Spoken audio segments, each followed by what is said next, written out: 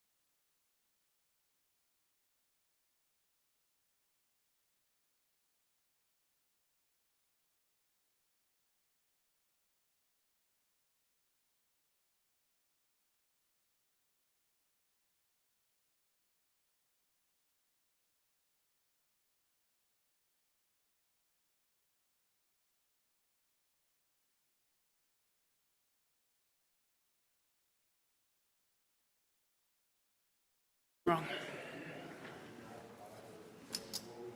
We're ready when you are. Will you turn the microphone on the podium on?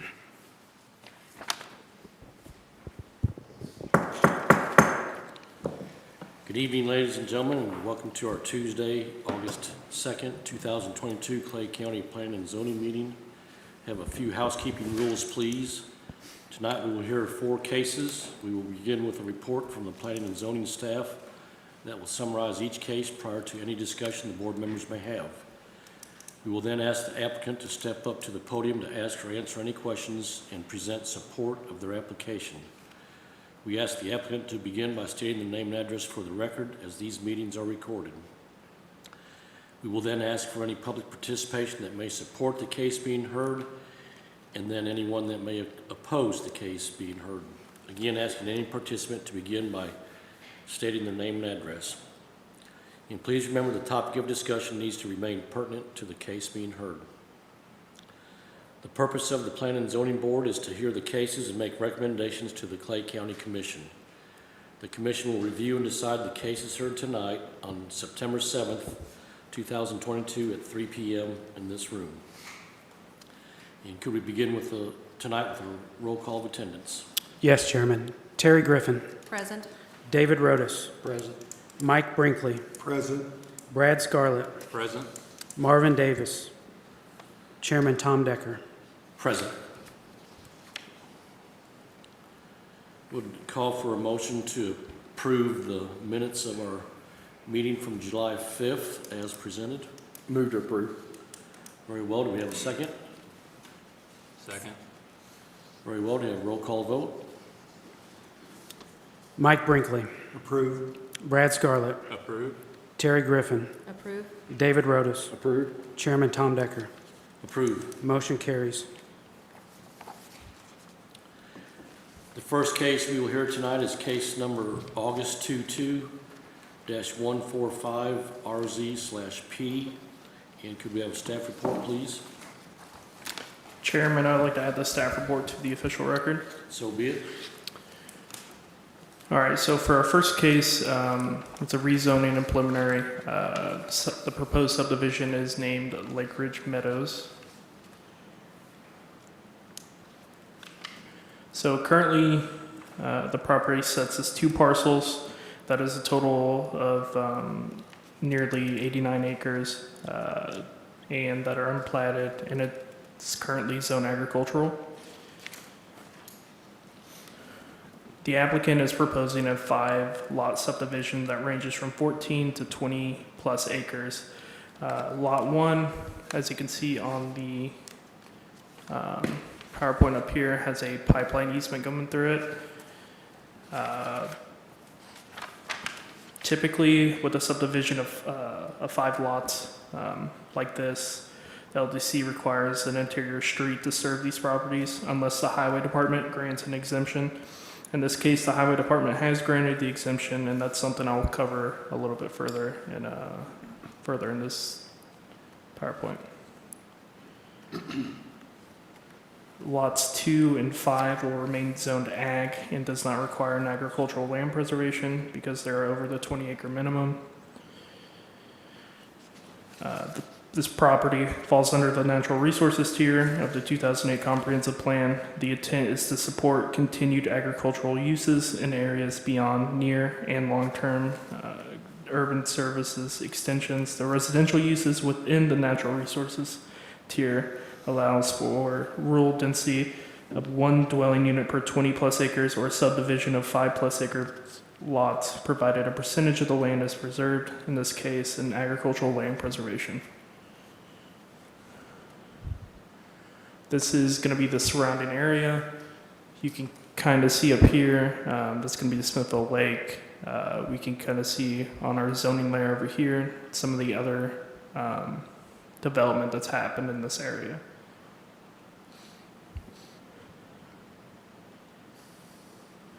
This is the standard rezoning criteria.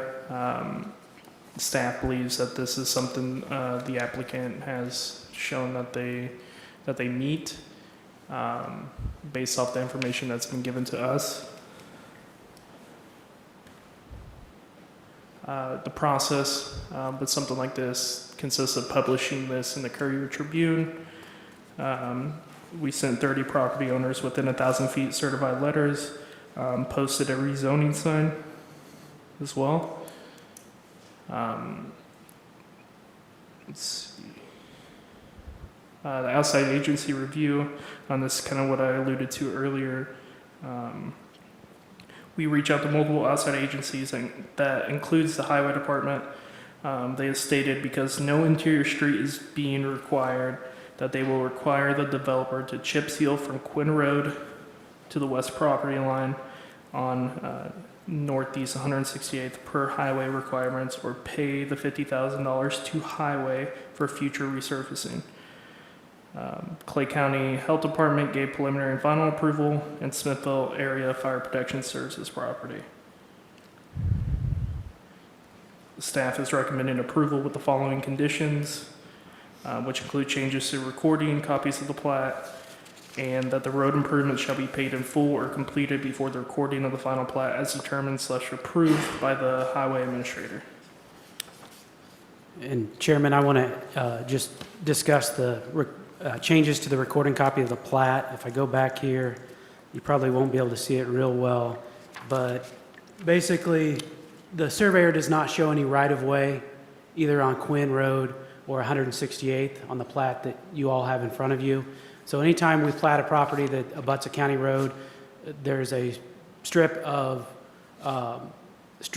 property that's dedicated to the county that becomes right-of-way. In this case, it's not shown on the plat. Normally, that's not that big a deal. In this case, if we take that right-of-way on this corner lot, it gets it to less than 20 acres. So the solution we came up with was to move this property line in between here, make this lot a little bit smaller, so it's going to be roughly in the 13-acre range, still falls within the R1 zoning district, and it allows this lot to stay 20-plus acres and the ag zoning district. So just want to touch base on that, because that's a reason we have a couple of those conditions to the change of the plat. All right, very good. The applicant is present, and we're happy to answer any questions the commissioners may have. All right. Thank you, Kip. Thank you, Shane. Any of the board members have questions for staff regarding the application? If the applicant is present, if you could step up to the podium, please, state your name and address. Good evening. I'm Kyle Meyer with Olderville Farms.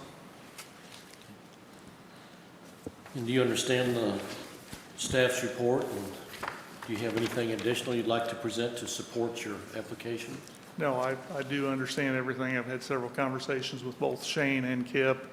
We've also had conversations with the surveyor who understands what they missed when they did the initial survey. The only other comments I'd like to make is when we laid this out as we did, we feel like There's really 5 premier build sites and really not more than that. That's why we didn't try to subdivide this any further than we did. That largest lot on the west, not second largest lot on the far west, it's got that pipeline easement, which really leaves only one really premier build site kind of to the northeast there. And then north of that 4-acre pond on that second lot is a really good site. And then that ridge across there continues eastward. And we just feel like it'll end up being a very well laid out, aesthetically pleasing subdivision when it's completed. All right, very good. Do the board members have any questions for the applicant? All right, thank you, sir. Thank you. Is there anyone in the audience that would like to comment on the application being heard that supports the case? Yes, ma'am. I'm Diantha Overly, and I live like right across the street from all that stuff. I think you guys did a great job separating everything. It looks really nice, and they've done a really nice job on cleaning up everything and moving everything. I did have a concern about the burn piles. I don't know if that's something that gets done a lot, burying stuff and burning it and covering it up, and do people know that when it's done? Yeah, I the new don't know. I people? might pass that to staff if you are aware of any of this, or... So I'm not aware of any of this on this site, so it depends what it is. They're not allowed to burn construction materials. This is in the Smithville Fire District, so they should be obtaining burn permits through the Smithville Fire District. And they may have done that. I'm just worried about future people that move in and find out that their whole front of their places has a whole bunch of stuff in it. I don't know if that gets written down on something or whatever, because I would be really upset if I moved in there and found out that right there between that little U at the top, there's a huge burn pile and a whole bunch of stuff underneath, Yeah, is my only concern. yeah. Other than that, everything's really nice, I think. All right. So Okay? for the commission, I'll just add that staff will look into that. There were several, I can't remember how many buildings, 6 or 8 buildings that were not in good repair. So the applicant did demolish several buildings, took those apart, and staff will look into the They the hauled group. most of it away, they Okay. really did, but I mean, there's a whole bunch of concrete and wood wire fencing and stuff that, you know, might cause a problem, Okay. but they did a great All job. right. So, Very well, thank you. Is there anyone in the audience that would like to comment that opposes the application being heard? Yes, sir, if you'd like to step back up to the podium and If I could just add a little color to those comments. state your name and address, please. Yep, Kyle Meyer with Olderwell Farms. You need my address? Yeah. Sorry, 939 Northeast 401 Road, Warrensburg, Missouri, 64093. We had a contractor take down some of those buildings that were already kind of falling down. There were 7 buildings total. 4 of them were actually removed. They weren't really affixed to the property, and they were removed. The concrete did get hauled off. There was a ton of old concrete foundations from what we assume were maybe greenhouses from decades ago. All that got hauled away. There were several trees that had grown up in that concrete. All those trees got pushed into a pile and burned, and then there was just some scrap miscellaneous hay bales and things that also got burned. I just wanted to clarify some of that. Okay. So, All right, thank you, sir.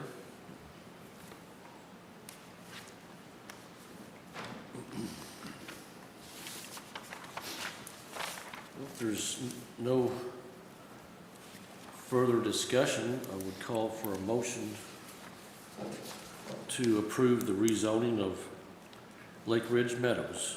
Move to approve. Very well, do we have a second? Second. We have a roll call vote? David Rotis, Approved. Brad Scarlett, Approved. Terry Griffin, approve? Mike Brinkley, Approved. Chairman Tom Decker. Approve. Motion carries. Then we can roll right into the preliminary plat, is that correct? Yes, sir. Okay. With conditions, please. Yep. With no further discussion, I would call for a motion to approve the preliminary plat of Lake Ridge Meadows with the conditions attached as set out in Exhibit A. Move to approve with conditions. Very well, do we have a second? Second. We have a roll call vote. David Rotis, Approve with conditions. Brad Scarlett, Approve with conditions. Terry Griffin, Approve with conditions. Mike Brinkley, Approve with conditions. Chairman Tom Decker. Approve with conditions. Motion carries.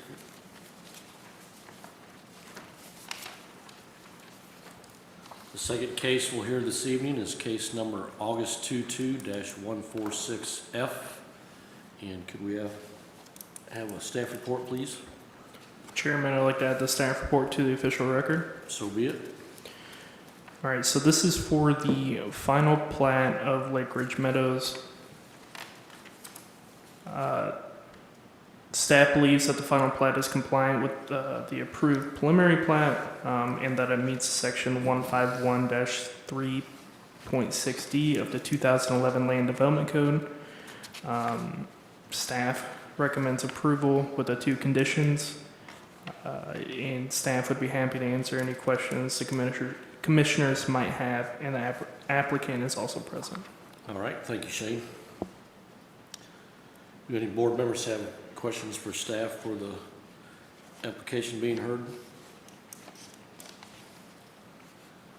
No discussion. With the applicant step to the podium, state your name and address, please. Kyle Meyer with Olderwell Farms. Address is 939 Northeast 401 Road, Warrensburg, Missouri 64093.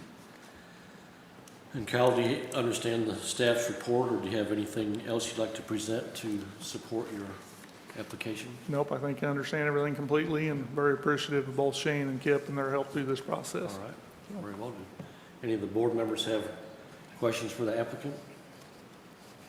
All right, thank you, sir. Thank you. Is there anyone in the audience that would like to comment that supports the application being heard? None. If there's anyone in the audience that would like to comment that opposes the application being heard? With no further discussion, I would call for a motion to approve the final plat of Lake Ridge Meadows with the conditions set out in Exhibit A attached to the motion. Move to approve with the conditions. Very well. Do we have a second? Second. Okay, roll call vote. David Rotis, Approve with conditions. Brad Scarlett, Approve with conditions. Terry Griffin, Approve with conditions. Mike Brinkley, Approval with conditions. Chairman Tom Decker. Approve with conditions. Motion carries. All right. The next case we'll hear this evening is August 22-147 CUP. And could we have a staff report?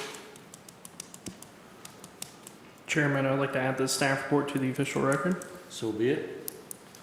All right, so this is a conditional use permit. It's actually a renewal. Currently, an agricultural tourist operation. The land itself is currently unplatted, zoned agricultural. There's 10 structures on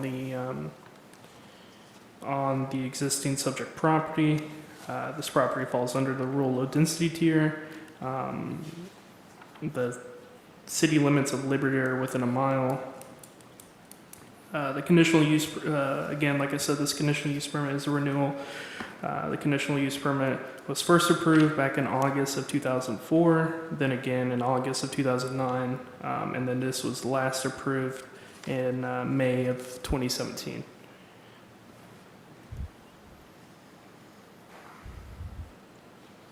The proposed conditional use permit is for an agricultural tourist operation.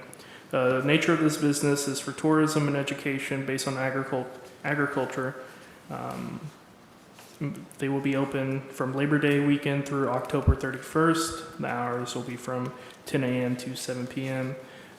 With extended hours on Fridays and Saturdays. Also being closed on Tuesdays and Wednesdays. Based on the submitted business plan, staff does not see any significant changes from the initial approval or the last approval, excuse me, from 2017.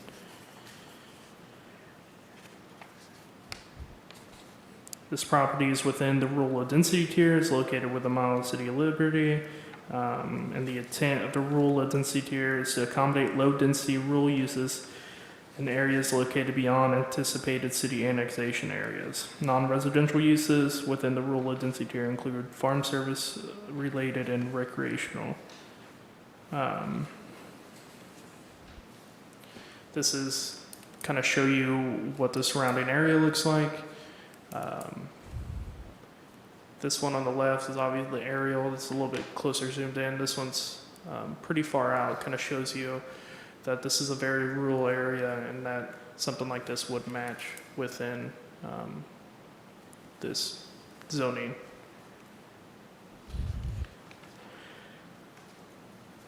Staff believes that it meets the conditional use permit criteria. We haven't found any issues with going through this. We published this case in the Courier Tribune. 2 property owners within 1,000 feet were sent certified letters. Conditional use permit sign is posted on site.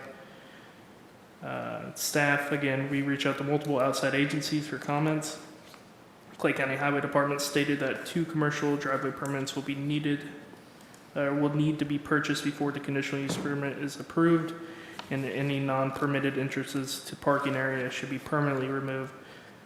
Clay County Public Health Center does not require approval at this time, and the Fishing River Fire Protection District serves this property. I will also note we did receive today that the applicant did purchase the commercial driveway, so they did meet that condition.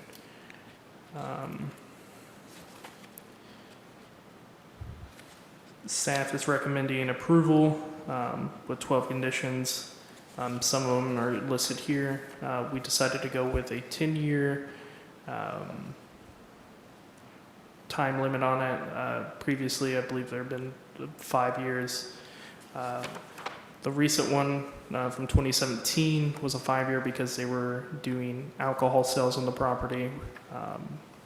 And we haven't had any complaints, so we don't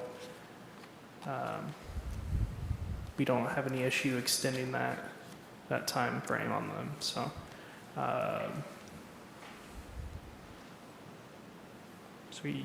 so staff would be happy to answer any questions commissioners might have. The applicant has a representative that is present to answer any questions as well.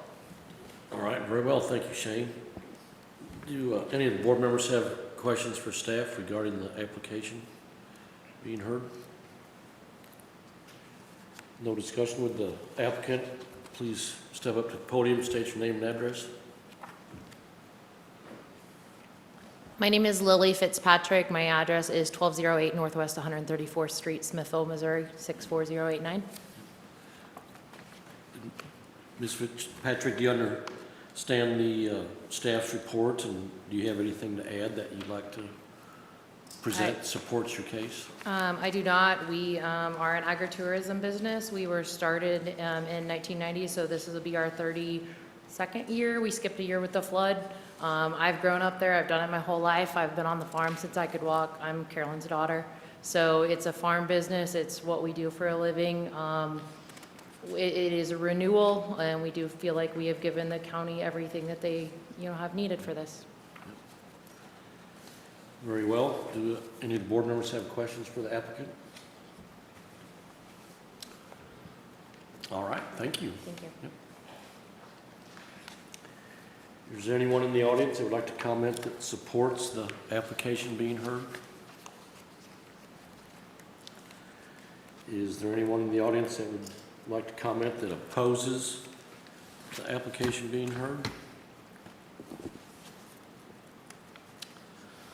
Well, with no further discussion, I would call for a motion to approve the conditional use permit for Carolyn's Country Cousins with the 12 conditions set out in Exhibit A attached to the motion. Move to approve with conditions. Very well. Do we have a second? Second. We have a roll call vote. David Rotis, Approve with conditions. Brad Scarlett, Approve with conditions. Terry Griffin, Approve with conditions. Mike Brinkley, Approve with conditions. Chairman Tom Decker. Approve with conditions. Motion carries. right. Next case we'll hear this evening is case number August 22-148A. If we could have a staff report, please. Yes, Chairman, would like to add the staff report as part of the official record. So be it. Okay, so this is a little bit unique from how we usually do it, but with the topic of cell towers being the main topic here lately, we thought we would bring that section of code, which is part of Chapter 6 of the Land Development Code, before the Planning and Zoning Commission, to see if the Planning and Zoning Commission would like to amend that section of code. Staff would like to at least align that section of code so it doesn't contradict with the state statutes any longer. So that's one change that for sure staff believes we need to make. Now, from the discussion at the two previous cell tower cases, I believe the Planning and Zoning Commission may want to recommend additional changes. And what I would like to get today from the Planning and Zoning Commission is just big picture items. You know, for instance, do you want to see the setback requirement increased? Do you want to see an impact study be required as part of the land development code for this section of code? So those are the type of items. Do you want to see the setback decreased? It doesn't, you know, whatever the commission is wanting to do, I'm looking for, or Shane and I are looking for big picture items. Typically, the land development code amendments, we hear at least 2 Planning and Zoning Commission meetings. My recommendation would be that we hear this one at least at 3, because it is a hot topic and we want to make sure that we do this correct. And we want to look at surrounding jurisdictions and see what they do. But today really for me is just about, do you just have some big picture items of things that you want staff to research, and then next month we would present a hard proposed amendment. We would take your ideas and run with them a little bit and have an amendment in front of you that you could tweak again if needed. And then that would also give Mr. Davis a chance to chime in as well, since he's missing the meeting tonight, and then possibly approve something with that third meeting. So that's what I'm looking for, and staff would be happy to answer any questions that the commissioners may have. Could you give us a brief summary of the status of the 2 cell tower cases that we heard last month? Yeah, so you're stealing my thunder. I was going to get that with my manager's comments, but the 2 previous cases were denied by the county commission, with the reason being that the applicant hadn't met their burden to show that it did not decrease the property value of the adjacent properties. You know, in those cases, especially the one that was by me, and everything the county requires, and they all look good. But I know that individual, he did not research the area and really try to find alternate locations. It seemed like the first person that said, yes, I'll take a tower right there, he just went with it. And unfortunately, that's one of the things the state statute says we cannot look at. So I think possibly we could require that they do an impact study looking at the area and see how it impacts the area. But the state statute says we can't judge their application based on other potential locations. So that's why we want to do some amendment to the code to make sure we're aligning with the state statute. But if the board feels that we should be more strict, I think there's things we could be more strict on, but we have to pick the right ones so we're not conflicting with the state statute. Does legal have any thoughts to share or recommendations? Just don't do anything that violates statute. And legal will review the amendment as we get one. But like I said, I'm not specific to those cases last month. We're just looking for, hey, I think the setback requirement's not enough. Or I think towers should only be allowed on agricultural zone properties. Or there should be a 10-acre minimum. or they should be allowed on all zoning districts. You know, it doesn't have to be more strict, it could be more lenient. Well, you know, the ones we had for the internet connections, we had people in favor, Correct. you know. And it varies on the area. I got a call yesterday, somebody that lives southeast of Liberty wanting a cell tower because their cell service is no good.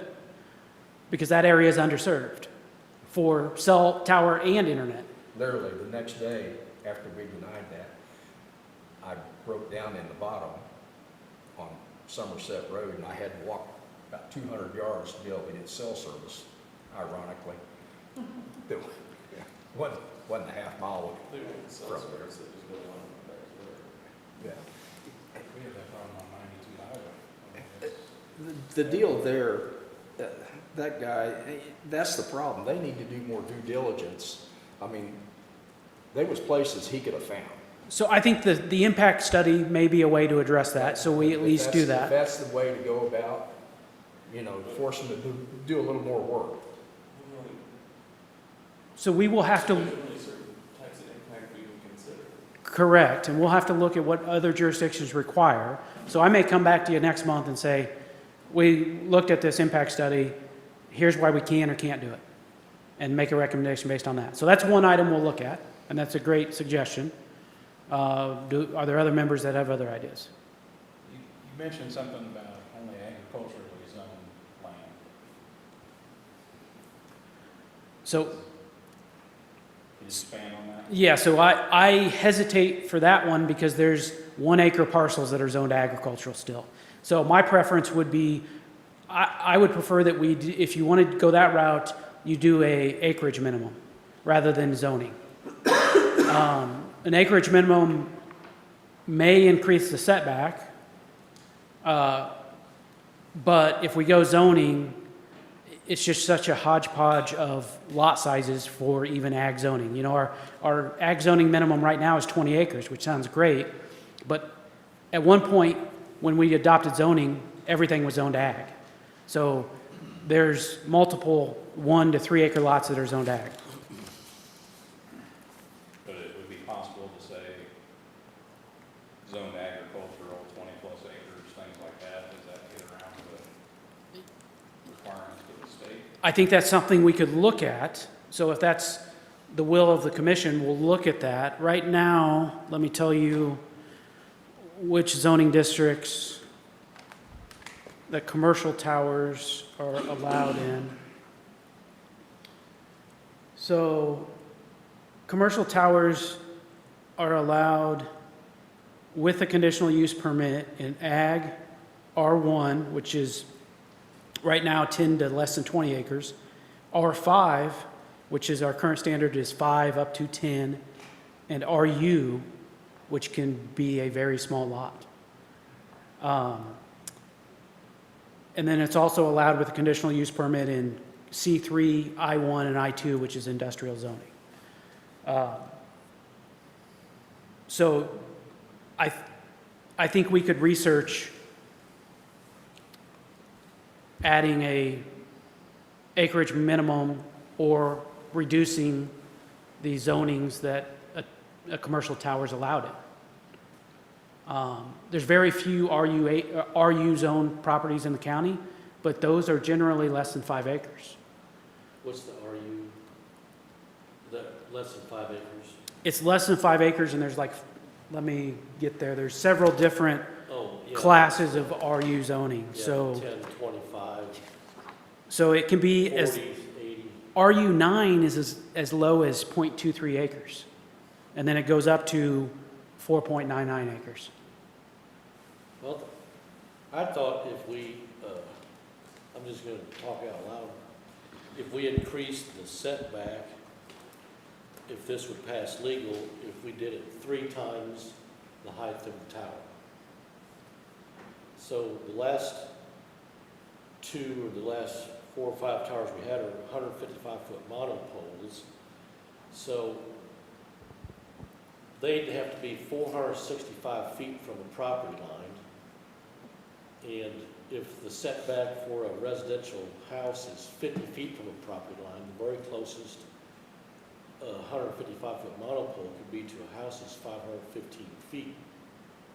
It's actually not bad. And then, if you, like to me, a true 80 acres is a quarter mile by a half mile. A true 20 acres is 660 feet by 1,320 feet. You could not put a 155-foot tower on a 20-acre tract of a true 20. That's 660 by 1,320. If you had 20 acres that was perfectly square, it'd be 933.4 feet. You'd have about, and you put a 155-foot monopole in the middle of it, you got 18 inches of spare on each property line. If you had a ARC LDC allows up to a 300-foot tower. Well, if it's a 900-foot setback from the property line, you'd have to have 120 acres to build a 300-foot tower on. Yeah, so we have to be careful. We can't be too, I'm pretty sure in the state statute it says you can't be too restrictive. So we've got to do that balancing act, but if it's the will of the commission, we'll look at setback requirements and local jurisdictions and if those can be increased. And it looks like I'm getting head shakes. Like that may be something you want to consider. It's only going to be agricultural or industrial because you're not going to get it on a residential ranch in R5 or R1. It's impossible. Correct, with those setback requirements. Yeah. But we don't want to get to where we're the most restrictive setback requirements in the state, I don't think. So we got to find that happy medium. So I'm hearing, let's look at setback requirements, let's look at an impact study. Is there agreeance to look at limiting it to certain zoning districts? I think that's the easiest one to do, if you just say park, ag and over 20 acres, and then industrial. That gets it, because the biggest complaint that we had was the view, lowering property values. The second was the health concerns. So if your house happens to be across the street from a 40-acre lot, I think that cell tower could go on a 40-acre lot. But- But if you're across the street from 5-acre lots, nobody really wants to see that. But if I own that 40-acre lot, that 40-acre parcel, and I want to subdivide it, then I can't subdivide it and keep the cell tower on it because it will then be less than 40 acres or 20 acres or whatever you choose. And so that's restricted from a development standpoint, isn't it? Correct. Then, you would restrict future development, which we don't want to do too much of because you can see the way the county's developing. So that's something to consider. Now, Well, it's also part of, we're needing cell phone signals in the county because I'm north and it sucks. I mean, at the house, I got a Verizon and an AT&T phone with one bar. I can't maintain a call on C Highway. I can't maintain a call on 92 Highway. This is ridiculous. We approved an AT&T tower just south of 92 where the 5 corner is, but we haven't seen anything there. But, I mean, as people keep coming out here and we continue to develop, we're gonna need more cell towers. So we gotta have a balancing act. yeah, so I don't think you want to limit it too much. And I think if we do the research and look at what other jurisdictions do, there's probably that happy median where maybe it's not 20 acres, maybe it's 10 acres. And maybe it's not 3 times the height of the tower, maybe it's 2 times the height of the tower. But that's the balancing act that we'll look at and we'll see what other jurisdictions do. And we'll come back with what staff believes is a fair compromise that still isn't too restrictive, meets the state statutes, but also protects the adjacent property owners. Well, and like the one that we approved tonight for the subdivision, the 5 lots, 2 of them in there were 20 acres, 1 of them had a pond. There really wasn't anything there. The one on the corner was too low, obviously, but that's the size lot, than a 20 acre in my mind, where, we're thinking of putting a cell tower. Like you said, if we jump up to 40 acres, then you really, and the current code says ag is 20 acres, right? Yes, if you're subdividing, you have to have 20 acres to keep ag zoning. Yeah. Now, I did look back on cell towers back to 2010, I think, and we had 17 applications. 2 of them were withdrawn. The other 15, not counting last month's, but the other 15 were approved. And they were on as small as 3-acre lots. So there were several that were a 3-acre lot, a 5-acre lot. So with the current setback requirements, they can be on pretty small lots. Did they come to you before they chose that spot? But what I'm saying is, can you say, you know, hey, you may ought to look out a little bit because you're liable to get denied on this spot? Well, we always give them those conditional use permit criteria and say, here's what the board's going to look at. So, you know, I don't want to speak too much on the last case, but they almost acted like they were surprised by the property value discussion, but that's one of the criteria. So we give people thoughts on whether it's subdividing or a conditional use permit. We give them our thoughts on whether we think this is a good location or not.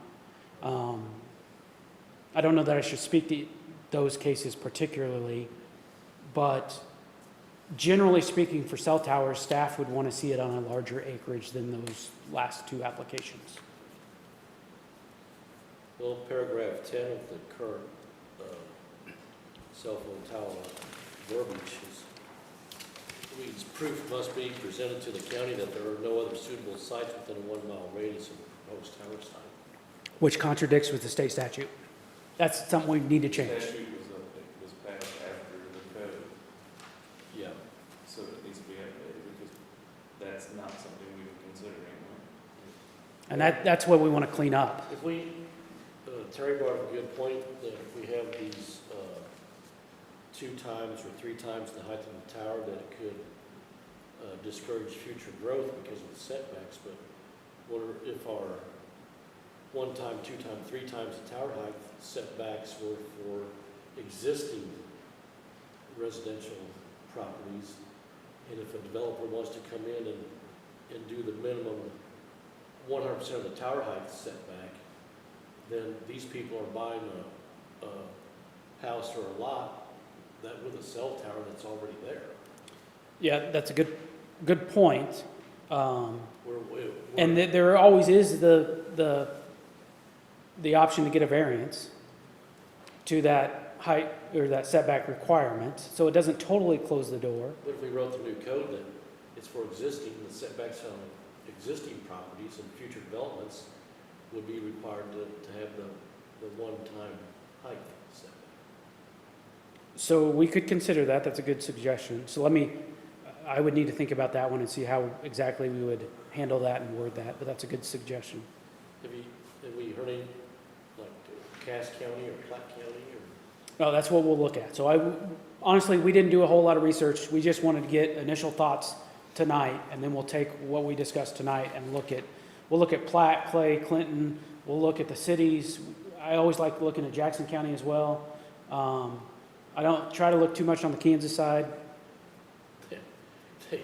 We've got a 5-acre facility for our business in the city limits of Lathrop, and just on the north edge of our 5 acres is rural Clinton County, and they just put up a 250-foot cell phone tower 25 feet north of our property line.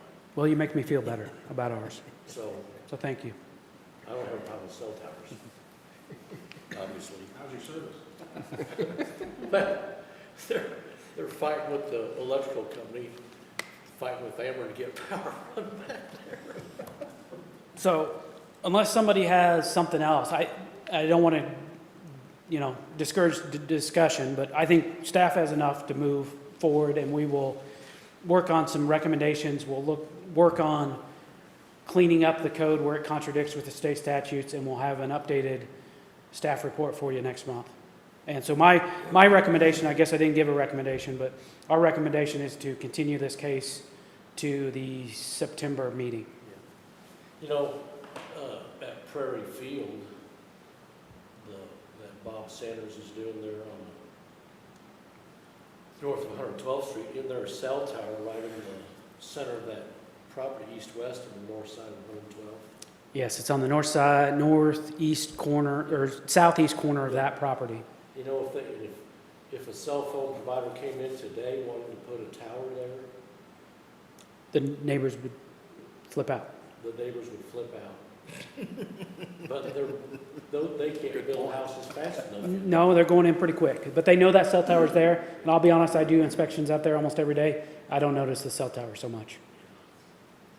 So, Good point. And also doesn't appear that that's hurt the property values in Prairie Field either. no, there's some, Yeah, no, it's, Yeah, it hasn't curtailed or hindered their building style. I mean, that's really the biggest case, is we don't want to discourage putting up cell towers in the county, because Clay County does not have enough coverage from corner to corner. It's bad almost in every corner. I guess the sad thing is we're just trying to prevent what happened on 140th Street, you know, at the last meeting, at the last Yeah, applicant. so we had two of them Yeah, that had a lot of opposition, and it's understandable. but for a senior citizen that's retired, he's gonna have a cell tower 297 feet from his back porch. You know, that's complete disregard and disrespect Yeah, on the applicant.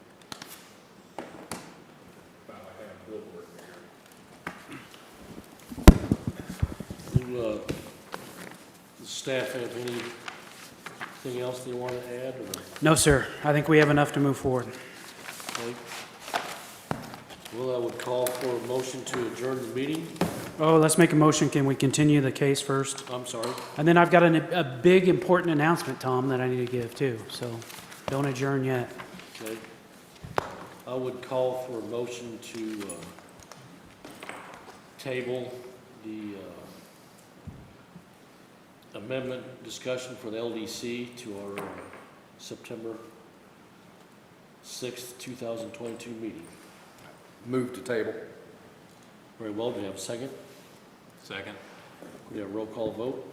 David Rotis, Brad Scarlett, Approved. Terry Griffin, Approve. Mike Brinkley, Approve. Chairman Tom Decker. Approved. Motion carries. We adjourn the meeting? No, I have a couple announcements. Yes, sir.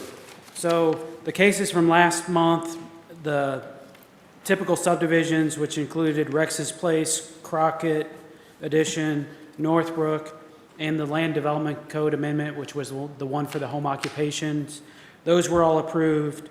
The CUP for the daycare and the elementary school were also approved. The two cell towers were denied. So that's the update on last month's cases. We do have three applications for next month, and we are planning on starting next month the meeting at 5:30. We want to have an hour, and maybe it won't take an hour, but we want to have some procedural discussion just about how the meetings run, give everybody an opportunity to ask any questions of either Andy or myself or Shane.